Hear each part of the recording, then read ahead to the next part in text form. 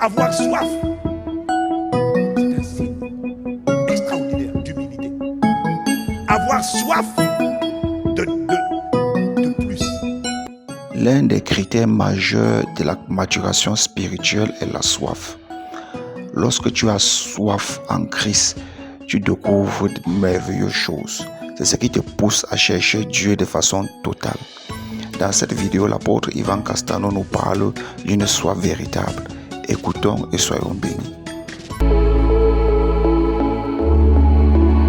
Lorsqu'un peuple crie, lorsque tu en as marre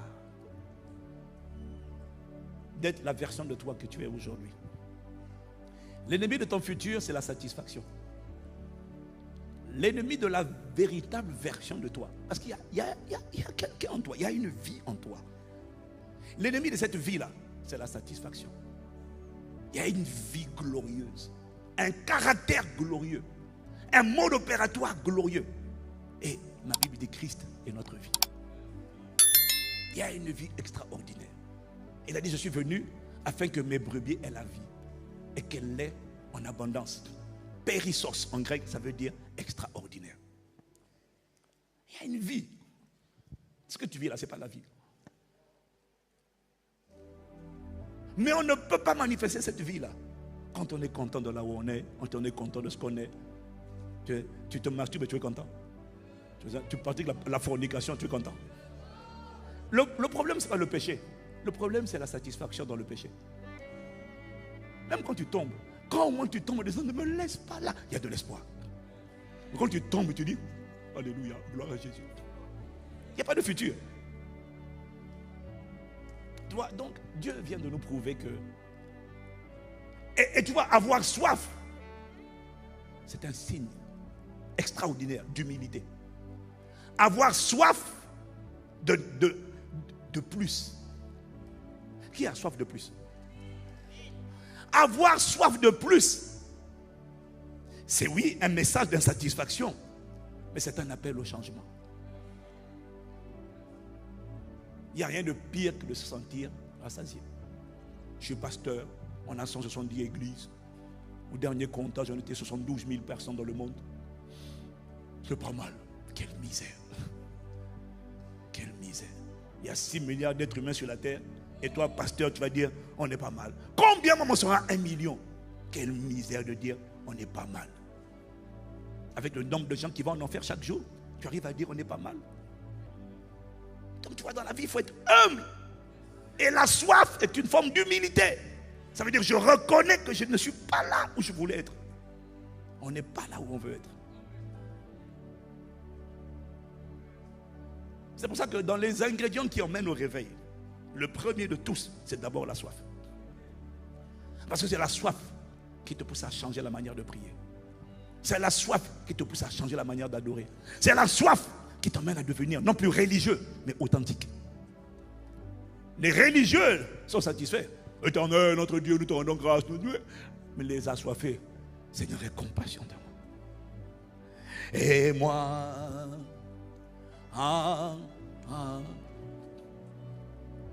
j'ai tant besoin de toi. Et moi, et moi, et moi, et moi, et moi. Je suis perdu sans toi. Je suis désespéré sans toi. Ça, c'est la prière. Ce sont les chants des assoiffés. Les assoiffés sont tellement insatisfaits qu'ils disent, oh non, s'il te plaît, Seigneur, change-nous, ne nous laisse pas là où on est. Il y a une dimension que je dois atteindre.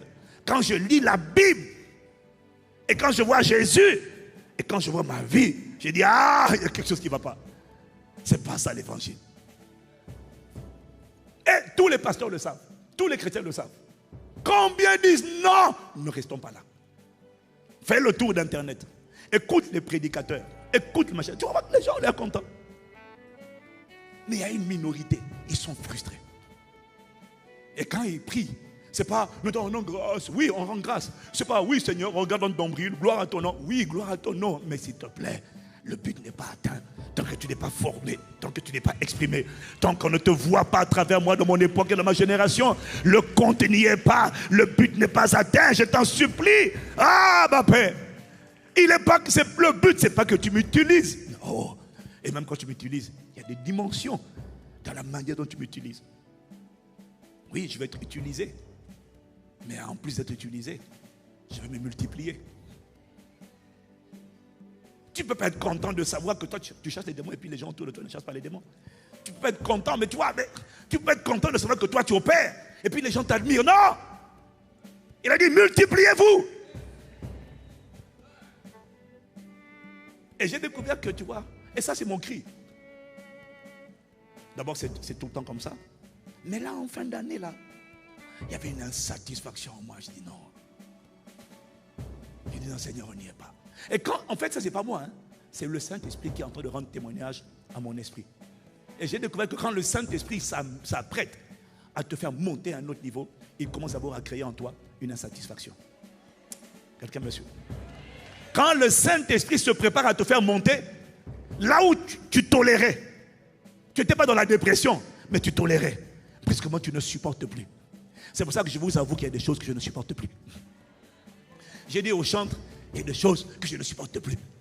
Je ne veux pas juste chanter. On veut Dieu, on veut Dieu, on veut Dieu, on veut Dieu, on veut des gens ouins, on veut des gens embrasés, on veut des gens passionnés, on veut des gens qui prennent feu. On ne veut pas des compétences vocales, on veut des ouins d'Esprit Saint et de power.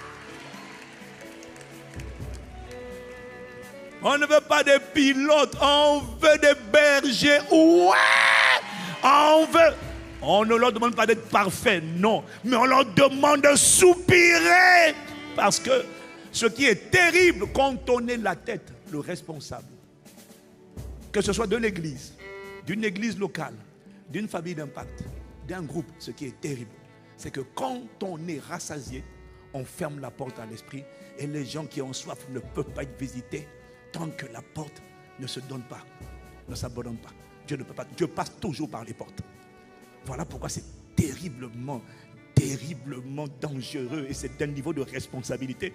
Parce que si je me dis, moi je refuse d'inviter Dr Job, je refuse. Mais t'imagines le nombre de personnes que je vais bloquer. Moi-même, je vais me bloquer. Les gens, des dizaines de milliers de personnes que je vais empêcher Dieu de visiter parce que j'aurais dit non. C'est ça, c'est terrible.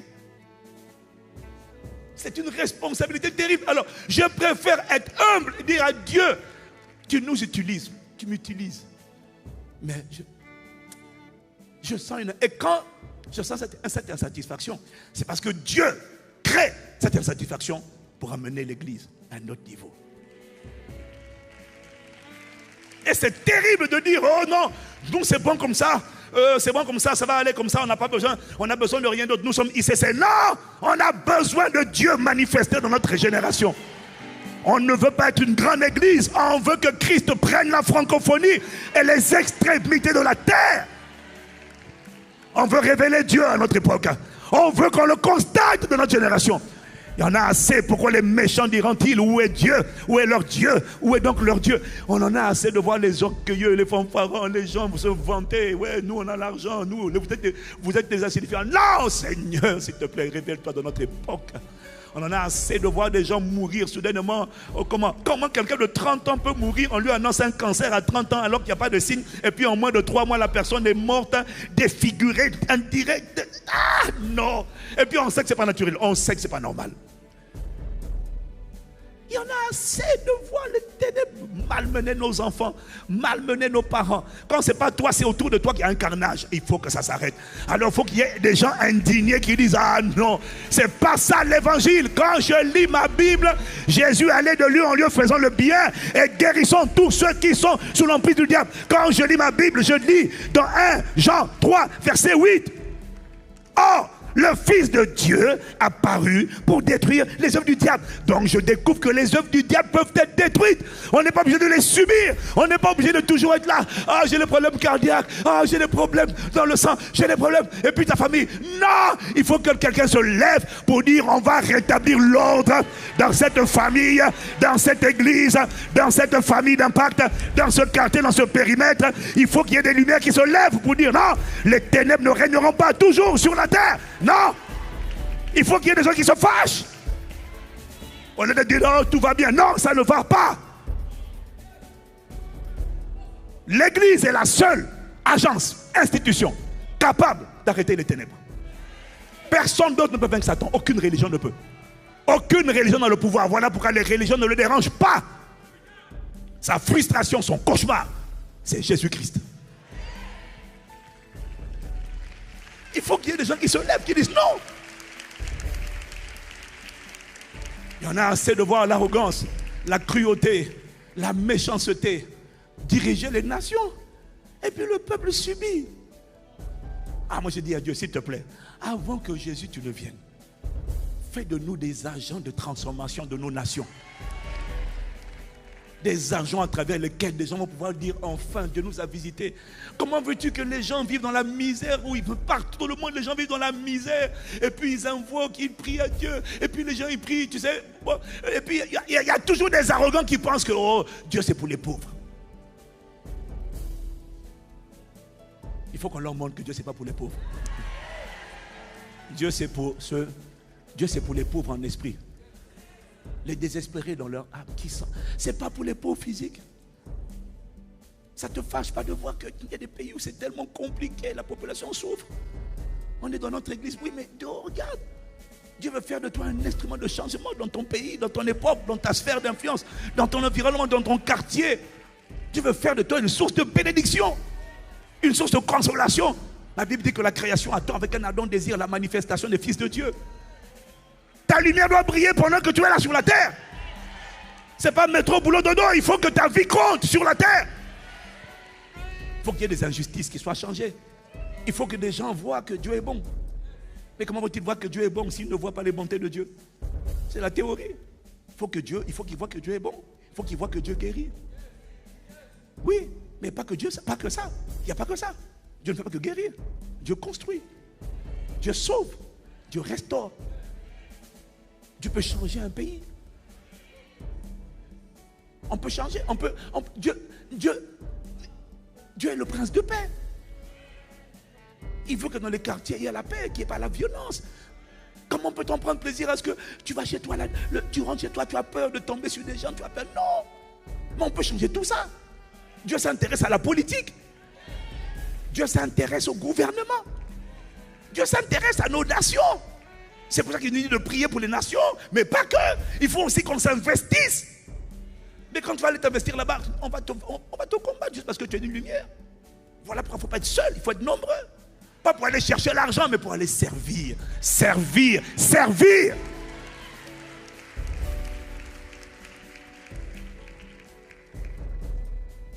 On ne veut pas l'argent pour se pavaner, pour dire oh non, moi j'ai une belle voiture. Non, on veut l'argent pour faire le bien. Pour que les gens puissent dire Dieu m'a visité. Dieu a utilisé cette personne pour me visiter. Il a payé mes études. Oh, gloire à Dieu. Il a payé toute ma scolarité. Il a payé mon loyer. Oh, merci Dieu. Mais comment je vais faire ça si je n'ai pas les moyens de faire ça? Il y a des choses, ce n'est pas pour toi et moi, c'est pour l'avancée du royaume, c'est pour témoigner de l'amour, de la bonté de Dieu. Il y a des gens qui souffrent. On a mis des verdicts finaux sur eux. Il faut que quelqu'un m'ait donné les verdicts par la parole de la foi. C'est pour ça qu'il faut aller prêcher, il faut aller prier, il faut proclamer. Cette semaine, moi aussi j'ai un petit témoignage. Enfin, j'en ai pas un petit, j'en ai plusieurs. Mais docteur Job m'a challengé. Il m'a challengé. Il m'a montré qu'il y avait plus. Il m'a montré qu'on pouvait faire plus. Parce que tu peux avoir la grâce, mais elle est endormie. Et puis elle opère de temps en temps. Il m'a montré comment elle peut opérer de manière régulière. Oui. Mais j'en ai même parlé avec d'autres. Ils m'ont dit, ah ouais, c'est intéressant, c'est fort. J'ai dit oui. Et Dieu a utilisé quelqu'un que les gens ne connaissent pas. Ce n'est pas un grand nom, ce n'est pas T.L. Osborne. Non, il a utilisé quelqu'un que beaucoup banalisent. Mais qui pour moi a été une plus grande bénédiction que tous les gens qui sont connus. Pourquoi? Parce que j'ai vu quelqu'un qui a opéré avec un cœur de père. Un cœur désireux de démystifier et d'expliquer. J'ai dit, waouh! Alors si je me dis, non, je suis pas l'apôtre. Mais tout le monde me respecte dans la francophonie. C'est l'apôtre. Tout le monde, les prophètes, tout le monde. Mais si tu ne sais pas t'humilier, tu dis, je vais apprendre. Ton arrogance va fermer la porte à des centaines de milliers de gens. Ton arrogance va être un blocage. Je préfère m'humilier. Ça m'a fait du bien. J'ai compris. J'ai dit, waouh, c'est intéressant. Dieu ne te dit pas tout. Et quand tu cries à Dieu ton insatisfaction, j'ai découvert que soit tu vas te répandre dans le secret directement, il va t'équiper, soit j'ai découvert que souvent, pour répondre à tes cris, Dieu va t'envoyer un témoin. Ouais. Un témoin, ce n'est pas un théoricien. C'est quelqu'un qui est une preuve vivante. Dans tous les domaines, hein, tu vas t'envoyer un témoin. Les témoins sont les preuves de ce que les Écritures sont vraies. Parce que même quand Dieu me dit par les Écritures, machin, mais tant que je n'ai pas vu que c'est possible d'être humble, d'aimer Dieu, de manifester l'image de Dieu, mais la puissance de Dieu également. Moi, ce que j'ai vu là, c'est pas ça. Moi, c'est pas suffisant encore. Hein. J'ai vu que oui, d'accord, l'opérer des miracles. Mais moi, j'ai dit, Seigneur, c'est pas seulement opérer des miracles et des guérisons. Moi, je veux tout. C'est-à-dire que je veux ton caractère, mais je veux atteindre la dimension où je suis capable de dire à quelqu'un ce qu'il pense. Jésus a dit, pourquoi telle pensée s'élève-t-elle dans le cœur? J'ai dit, hein, écoute, c'est pas pour toi. Si tu es rassasié au camp du week-end dernier, gloire à Dieu. Moi, j'ai dit, je veux la totalité de Christ manifesté, révélé. Ah, on veut tout. Je veux arriver à la résurrection des morts. Et comme a dit le frère Mehdi, hein, j'ai découvert que tout ce que Jésus fait, j'ai découvert qu'il y a des dimensions. Je le savais, je le lisais. Mais reconnais une chose, tu peux le lire. Mais tant que tu as vu un témoin, tu te dis, oh, ta foi n'est jamais autant stimulée que lorsque tu vois un témoin. Voilà pourquoi Dieu va faire de toi un témoin. Ah, Kala. Je pensais que quelqu'un allait dire amen. Voilà pourquoi Dieu va faire de toi un témoin. Il doit faire un témoin. Parce que quand on entend, ne blâme pas les gens qui ne croient pas. Non, il ne faut pas critiquer les gens qui ne croient pas. Autant tu ne crois pas, il ne faut pas les critiquer. Parce que la plupart d'entre nous, quand on voit une personne qui dit je suis guéri, on dit Mais quand tu en vois maintenant qu'il y en a 400, 500, tu dis ok, je m'abandonne, je dépose le tablier. Mais quand c'est 10, tu ne crois pas. Dieu veut faire de nous des témoins. Dans tous les domaines, dans le miracle, il faut des témoins. Mais ce n'est pas fini. Hein? Nous, on veut des gens qui ont les yeux ouverts. Qui ont les dons, le discernement des esprits. C'est-à-dire que Jésus arrive et puis il sait que, il dit tu t'appelles comme légion. Et puis il sait que là, il y a 6000 démons. On veut voir Dieu dans notre époque. On veut le voir s'exprimer. Que les nations disent, le Dieu qui opère des miracles, des prodiges. Il y a l'onction d'Esprit Saint, il y a l'onction de puissance. Il y a les deux onctions. L'onction de puissance, c'est ce qu'on a vu. Et cette onction-là, elle commence à un niveau, elle doit monter. Moi, je ne vais pas opérer comme Dr Job. J'ai dit, Seigneur, on veut opérer encore plus loin. Mais on veut aussi l'onction d'Esprit Saint. Parce qu'il y a les deux. Ma parole et ma prédication ne reposaient pas sur les discours persuadés de la sagesse humaine, mais sur une démonstration d'esprit et de puissance. La démonstration d'esprit, c'est, regarde Daniel, regarde Joseph. Il est capable de dire à quelqu'un le rêve qu'il a fait et de lui interpréter le rêve. Et Dieu lui montre tout. Et il se souvient de tout. Oh Seigneur, moi je ne sais pas pour les autres, mais moi je veux t'exprimer dans mon époque. Mais tu vois, on ne veut pas être des gens qui ont juste reçu des dons.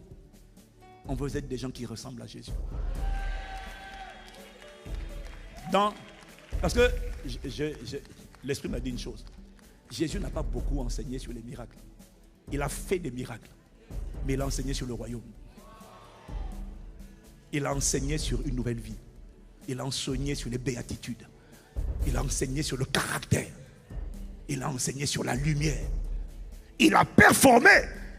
Nous, on a besoin d'être enseignés pour réactiver notre foi. Mais il n'a pas fait de miracle. Le thème majeur de son message, le thème majeur de son message, c'est le règne de Dieu, pas le Saint-Esprit. Ça engendre des miracles, mais ça construit un peuple. Ça prépare un peuple pour la dimension épouse. Un peuple qui va l'aimer, qui va être conforme à lui. Un peuple qui va opérer, qui va se multiplier. Ce n'est pas juste faire, c'est être, faire, obtenir. C'est un menu large.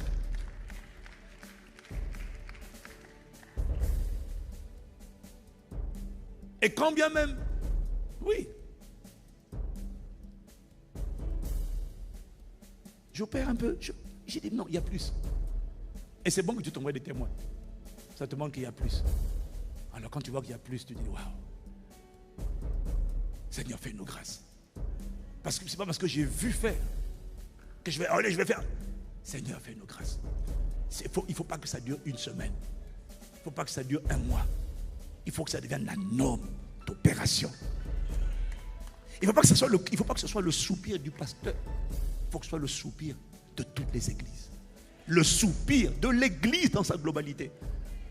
Parce qu'un ne peut en chasser que 1000. Deux en chasse 10 000. Mais des dizaines de milliers peuvent créer un feu, un brasier. Que les messagers de bonnes nouvelles deviennent une armée.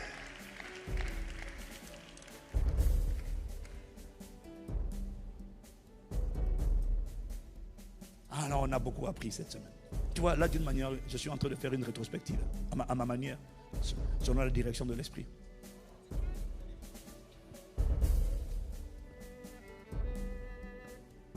Gloire à Dieu pour ce qu'il a fait. Mais tu vois, je comprends l'importance d'être des témoins. Et chacun d'entre nous sera un témoin. Mais je vais te dire une chose quand même. Parce que tu sais, moi quand je vois des gens opérer à une certaine dimension, j'ai une sagesse, je pose des questions. Je te vois faire ce que tu fais, j'ai dit papa, on va s'asseoir, réponds-moi. Ça là, quand tu arrives, tu parles. Tu penses que non, il a parlé et puis dans toi, si demain tu vas dire, là, cette semaine là, c'est parce que c'est frais. Touche, marche, ok, dans un mois. Comment on fait pour que ça devienne permanent? Ça intéresse quelqu'un? Parce qu'il faut qu'on sache. Sinon, et puis je tiens à te dire, tu ne peux pas dire non, le pasteur va faire. Non, parce que là tu as compris que non. Tu n'as plus envie maintenant de devenir un spectateur. Parce que Dieu t'a montré que tout le monde est concerné. Et tout le monde doit devenir un acteur. C'est comme ça qu'on va créer un réveil planétaire. On va enfanter et participer à un réveil mondial. On verra Christ dans notre époque et dans notre génération. On verra Christ dans notre époque et dans notre génération. Alors, pendant quelques minutes, je vais t'expliquer. Luc chapitre 6. Luc chapitre 6. Parce que quand tu veux savoir ce que... Tu sais, il faut poser des questions aux gens. On apprend beaucoup en posant des questions.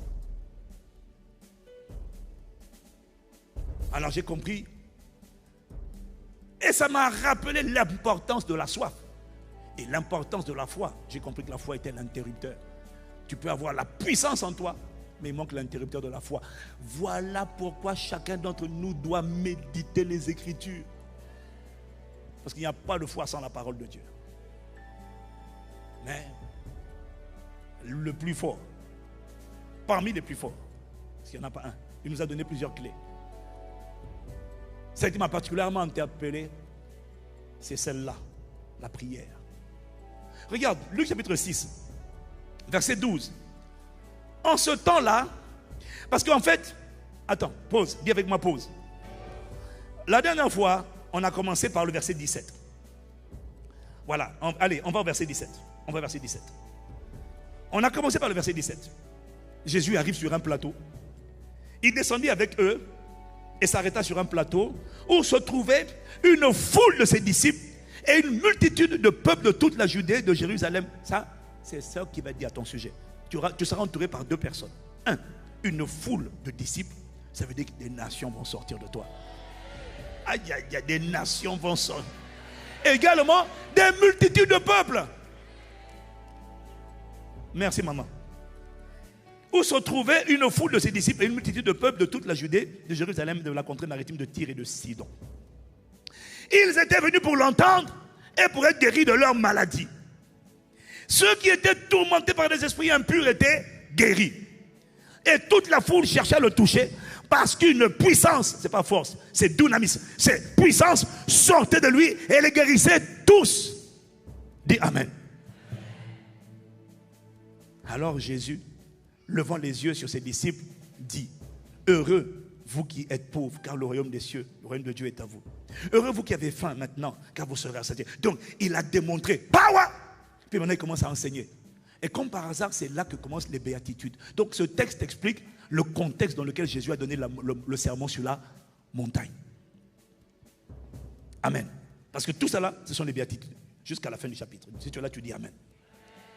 Sauf qu'on dit, oui, il a opéré, la foule sortait, la puissance sortait. Oui, mais c'était quoi le secret? Quand tu arrives, tu vois quelqu'un qui parle comme ça là. C'est quoi le secret? C'est ça qui m'intéresse. Comment tu fais? Il y a quelque chose que tu fais pour produire ce genre de résultat. Et il a la réponse. Il me l'a donné, mais maintenant tu l'as donné par les Écritures. Verset 12. On vient, marche arrière. Marche arrière. Oh, marche arrière. On a commencé au 17. L'histoire n'a pas commencé à 17. L'histoire n'a pas commencé au chapitre 17. L'histoire a commencé au verset 12. En ce temps-là, Jésus se rendit sur la montagne pour prier. Et il passa toute la nuit à prier Dieu. J'ai dit, oh, toute la nuit. Verset 13. Quand le jour parut dans l'aurore, il appela ses disciples. Il en choisit 12 auxquels il donna le nom d'apôtres. Simon, qui nomma Pierre, André, son frère, Jacques, Jean, Philippe, Barthélemy, Matthieu, Thomas, Jacques, fils d'Alphée, Simon appelé le Zélote, Judas, fils de Jacques, et Judas Iscariote qui devint traître. Et c'est de là qu'on va, c'est la suite. Il a passé toute la journée, toute la nuit à prier. Maintenant il descend sur le plateau, et c'est là maintenant que commence le ministère. J'ai dit, d'accord. Donc, quand tu parles seulement comme ça là, toi, machin. Et d'ailleurs, en vérité, Jésus ne parlait pas beaucoup. Hein. Jésus ne parlait pas. Non, ce n'est pas qu'il démontrait. C'est juste que les choses arrivaient. Il y a des gens à qui il disait, il chassait parfois les démons par sa parole, oui. Mais là, il ne chassait même pas les démons. Ceux qui étaient tourmentés par des esprits impurs étaient guéris. Et toute la foule cherchait à le toucher. Il n'a pas parlé. Il y a une bombe nucléaire qui sortait de lui, une irradiation qui faisait en sorte que, poum, je suis guéri. Il n'a pas dit qu'il parlait. Il n'a même pas parlé aux malades. Il y a une puissance qui sortait. J'ai dit, Seigneur, emmène-nous là-bas. Emmène-nous là-bas. Emmène-nous là-bas. Ou c'est-à-dire que pendant que tu es juste en train de parler, d'enseigner, parce que la foule est venue pour l'entendre. Pendant que tu es en train de parler, pendant qu'on est en train de chanter, tu entends seulement, aïe, aïe, aïe, les dons, je sors. Mais une power sort de là. Mais j'ai découvert, mon frère, ma soeur, que ce n'est pas un accident. Il a passé toute la nuit à prier. Docteur Job m'a dit, j'ai un réseau d'intercession. On prie matin, midi, on prie le matin, on prie à midi. Pour venir, j'ai préparé. On est plusieurs dizaines. Le matin, le midi, 18h, minuit, le matin, le midi, 18h, minuit. On est nombreux, on a tout un réseau. Et on prie de manière concertée. On a des sujets de prière et puis on prie, on demande. C'est ce qu'on appelle l'intercession. On demande, on implore, on supplie. Et là, l'Esprit m'a dit, oui, on a l'intercession. Mais alors j'ai découvert que, oui, c'est vrai, mais la manière dont il m'a parlé et ce qu'il m'a dit, on a fait une réunion d'ailleurs hier soir avec le ministère de l'intercession. Et puis je leur ai dit, je sens que l'Esprit veut que... Tu vois, il y a des choses, tu vois, c'est comme les familles d'impact. J'avais jamais mis ma tête dans les familles d'impact jusqu'à l'année dernière. On faisait. Mais les résultats qu'on avait, je crois que c'était parce que nous-mêmes, on n'était pas impliqués, concernés. Et le jour où l'Esprit m'a parlé, on a commencé à s'impliquer. Et puis on a commencé à créer une mobilisation générale. Regarde le résultat. On est passé en moins d'un an de 164 familles d'impact en Île-de-France, FIJ, jeunes, familles d'impact adultes. On est passé de 160 et quelques à 500 et quelques. Alors j'ai découvert que quand on s'implique, il y a un changement. Et puis là, pendant que j'étais en retraite, j'ai dit à ma femme, l'Esprit est en train de me parler. Il y a la prière habituelle de l'église, la prière prophétique. Mais quand je parlais avec Dr Job, j'ai compris qu'il faut enseigner à l'église la culture de la prière d'intercession. La prière d'intercession, c'est pas on adore, on loue, non, on exhorte, non. C'est chronométré. Mais on doit poser le sujet, tel verset biblique, on élève la voix. C'est notre plateforme. Mais il faut ça. Et il faut que tout le monde apprenne à faire ça. Puisqu'il nous a expliqué que c'est le secret de la compassion. Enfin, c'est l'un des secrets pour enfanter la compassion. Et l'Esprit m'a dit, tu sais, dans le royaume de Dieu, il n'y a pas de gestation pour autrui. La gestation pour autrui, c'est quand tu portes le bébé. C'est-à-dire, j'ai pas envie de souffrir, j'ai pas envie d'enfanter. Faites l'enfant, donnez-le-moi. Dieu m'a dit non, ça se passe pas comme ça là. Dans le royaume des cieux, tu dois toi-même pour enfanter, tu dois apprendre les douleurs de l'enfantement. Tu dois toi aussi apprendre à prier. Tu peux pas dire, je n'ai prié et puis ça arrive à moi. Tu dois toi-même être la matrice. Tu dois toi-même apprendre à prier, apprendre à intercéder. Tu dois apprendre à crier pour les gens, à pleurer pour les âmes. Tu dois apprendre à prier pour les malades. Tu dois apprendre à prêter ta matrice et ta bouche pour qu'à travers toi, Rikataba, Rokotoba, étends ta main. Oh, s'il te plaît, ne laisse pas la mort, la sorcellerie, la pauvreté. Ne laisse pas le diable s'asseoir et dire non, personne ne passera. Étends ta main. Alors j'ai compris, mon frère, ma soeur, que quand on vient faire le ministère public là, la vérité, c'est que ça a été précédé par les prières toute la nuit. Mais en vérité, c'est ce qu'on fait. C'est ce qu'on fait pour venir ici. Nos femmes le savent. Mais le but de ma parole là, c'est de te dire que si on veut atteindre cette dimension-là, il va falloir qu'on s'y mette tous. Il va falloir que tout le monde apprenne la culture de l'intercession, de la supplication. Alors je vous annonce qu'on va bientôt mettre une chaîne. On va préparer là cette semaine une chaîne de prière. Et puis l'Esprit a commencé à me donner des directives. Je ne vais pas te donner les détails. Peut-être mercredi. Mais mon but c'est juste que tu saches qu'il est temps de passer à un autre niveau.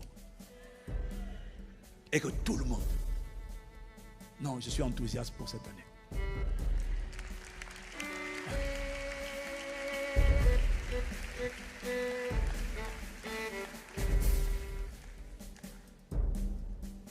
Get ready. J'ai compris qu'il y a une dimension de puissance qui n'est pas le fruit d'un accident, le fruit du jeûne d'une personne, mais le fruit de l'engagement et de la supplication de tout un peuple. Prends la photo de là où on est. Je t'annonce, quand on va commencer à pratiquer ça, oh, quelque chose va se